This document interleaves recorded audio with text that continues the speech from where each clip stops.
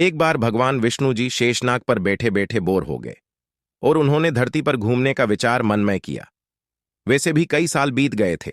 धरती पर आए और वह अपनी यात्रा की तैयारी में लग गए।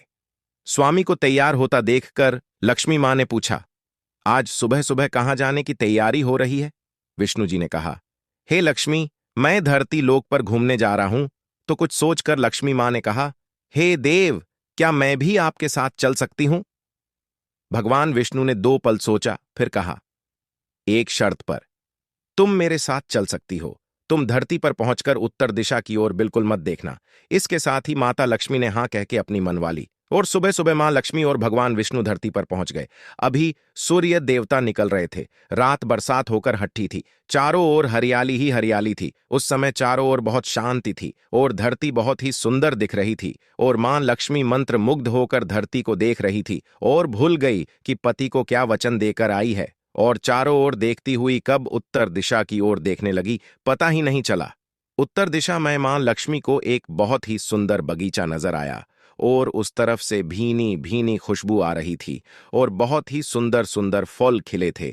यह एक फलों का खेत था और मां लक्ष्मी बिना सोचे समझे उस खेत में गई और एक सुंदर सा फल तोड़ लाई। लेकिन यह क्या, जब मां लक्ष्मी भगवान विष्णु के पास वापस आई तो भगवान विष्णु की आंखों में आंसू थे और भगवान विष्णु ने मां लक्ष्मी को कहा कि कभी भी किसी से बिना पूछे उसका कुछ भी नहीं लेना चाहिए और साथ ही अपना वचन भी याद दिलाया। मां लक्ष्मी को अपनी भूल का पता चला तो उन्होंने भगवान विष्णु से इस भूल की माफी मांगी। तो भगवान विष्णु ने कहा कि जो तुमने जो भूल की है उसकी सजा तो तुम्हें जरूर मिलेगी।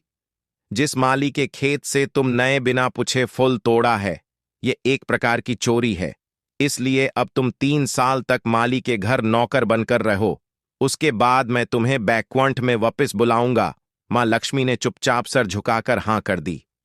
आज कल की लक्ष्मी थोड़े थी और मां लक्ष्मी एक गरीब औरत का रूप धारण करके उस खेत के मालिक के घर गई। घर क्या, एक झोपड़ा था और मालिक का नाम माधव था। माधव की बीबी, 2 बेटे और 3 बेटियां थीं।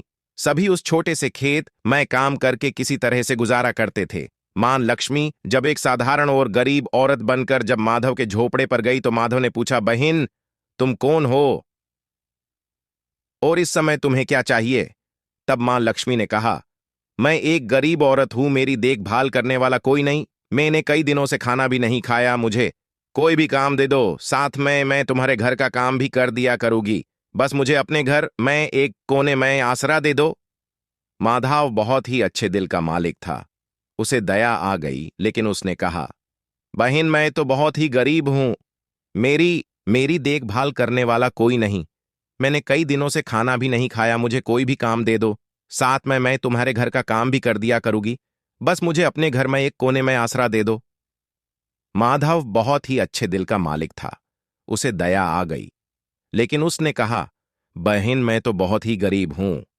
मेरी कमाई से मेरे घर का खर्च मुश्किल से चलता है। लेकिन अगर मेरी 3 की जगह 4 बेटियां होती तो भी मैंने गुजारा करना था। अगर तुम मेरी बेटी बनकर जैसा रूखा सूखा हम खाते हैं उसमें खुश रह सकती हो तो बेटी अंदर आ जाओ। माधव ने मां लक्ष्मी को अपने झोपड़े में शरण दे दी और मां लक्ष्मी 3 साल उस माधव के घर पर नौकरानी बनकर रही।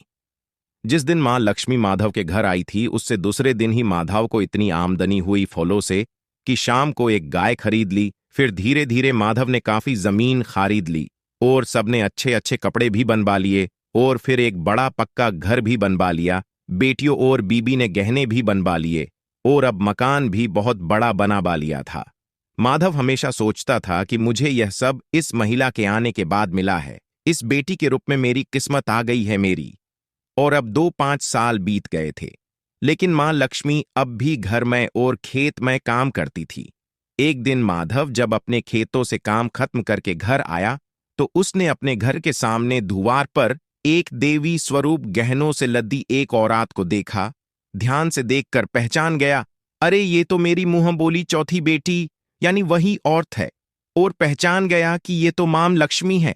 अब तक माधव का पूरा परिवार बाहर आ गया था और सब हैरान होकर मां लक्ष्मी को देख रहे थे। माधव बोला, है मां, हमें माफ कर, हमने तेरे से अनजाने में ही घर और खेत में काम करवाया है मां, ये कैसा अपराध हो गया है मां, हम सबको माफ कर दे। अब मां लक्ष्मी मुस्कुराई और बोली है, माधव, तुम बहुत ही अच्छे और दयालु व्यक्ति हो। तुमने मुझे अपनी बेटी की तरह से रखा, अपने परिवार के सदस्य की तरह से। इसके बदले मैं तुम्हें वरदान देती हूं कि तुम्हारे पास कभी भी खुशियों की और धन की कमी नहीं रहेगी। तुम्हें सारे सुख मिलेंगे जिसके तुम हकदार हो। और फिर मां अपने स्वामी के द्वारा भेजे रथ में बैठकर बैकुंठ चली गई। कुंठ चली गई। आपको पीता होना चाहिए कि भगवान विष्णु और माता लक्ष्मी हिंदू धर्म के प्रमुख देवता हैं।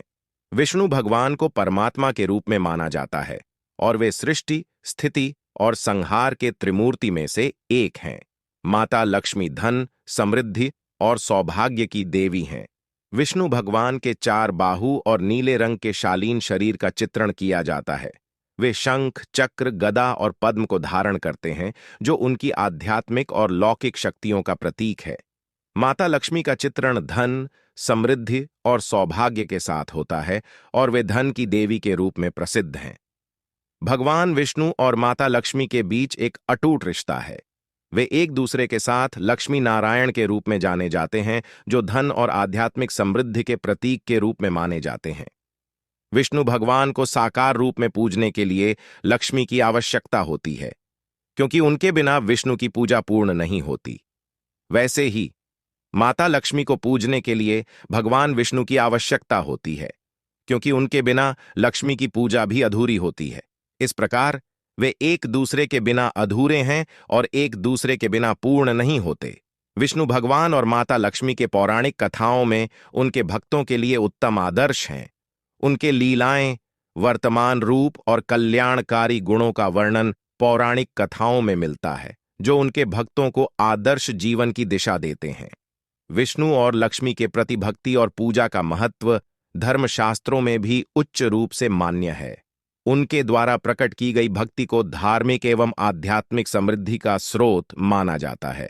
समाप्ति में भगवान विष्णु और माता लक्ष्मी हिंदू धर्म के महत्वपूर्ण आप देवता हमारे हैं। YouTube चैनल में अगर आप नए हैं, तो चैनल को सब्सक्राइब कर लें ऐसी इंटरेस्टिंग वीडियो पाने के लिए और साथ में घंटी भी प्रेस कर लें। वीडियो अच्छी लगी हो तो लाइक ज़रूर करें और अपने सभी फैमिली और दोस्तों को व्हाट्सएप और फेसबुक पर शेयर ज़रूर करें। Thanks you.